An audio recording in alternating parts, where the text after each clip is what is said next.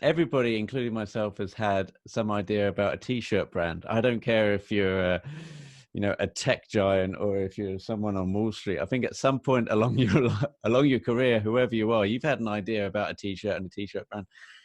So I guess, how do you even start designing t-shirts in the aim to make money out of them? I mean, in today's market. Well, yeah, in today's market, I mean, that gets me into what Hit and Run is actually for, I suppose, because when I first started, it was so terribly easy. I remember one of my childhood friends coming over from Australia, where he'd emigrated to, and I was just sat there in this piles of paper and things, and I was like, I'm selling to 200 shops, and he was like, what's your plan for the future? And I was like, I don't need a plan.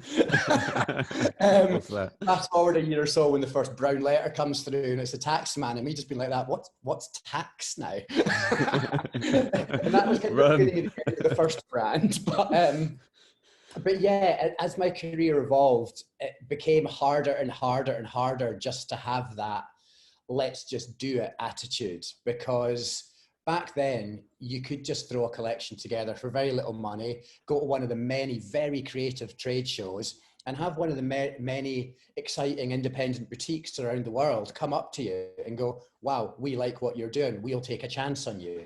And that's just what I knew. And it was, I did various brands then. I did 3 or 4 different brands over a sort of 10-year period, where it was just, I've got a great idea.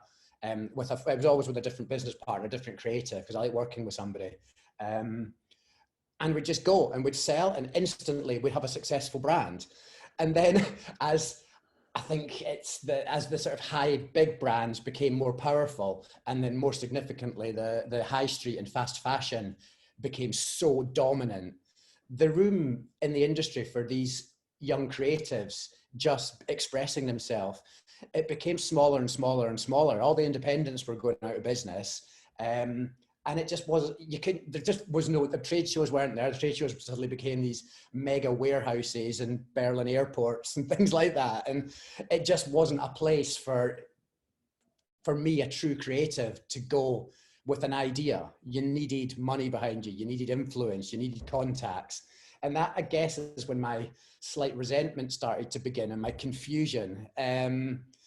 So to answer your question, fast forward a few years of that frustration, I just went, look, I know what it's like to start a brand. I know all the problems with the money you need to put up front to buy stock, and what stock do you buy? Because you're always left with your extra smalls and your extra larges. And if you're going to buy a range to sell, a size range to sell, you can only afford to do certain styles. And I was like, how do I make a brand, a portal of whatever you want to call Hit and Run, to have proper, true creatives who are the voices for the future, I think, hopefully, and just give them a space to be able to make something that they don't need to worry about the upfront costs of it. It's just about getting it to the consumer straight away, or not even getting it to the consumer, getting it to the public, getting the expression out, and then seeing how that transpires from there.